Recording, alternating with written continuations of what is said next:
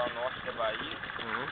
E tem algumas que jogam lá no Rio Grande do Norte também, FIFA.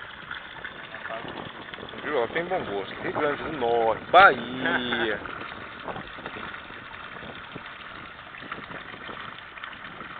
Eu estava contando para minha filha que esse é um animal pré-histórico. É um dos poucos, né? Que estão por aí há muitos anos. Realmente a origem delas foi muito antiga. É. A tartaruga, o ancestral dela, né, que era uma tartaruga Gigantesca? Arqueolon, que era uma gigantesca. Aham.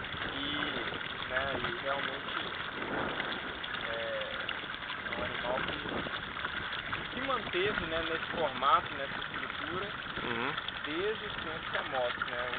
Era praticamente um protótipo dessa tartaruga hoje. Só que maior, bem maior. Essa aí seria a evolução daquela espécie. Seria como se fosse especiou a partir das outras, né? Gerou várias outras tartarugas. É muito bonitinho, né?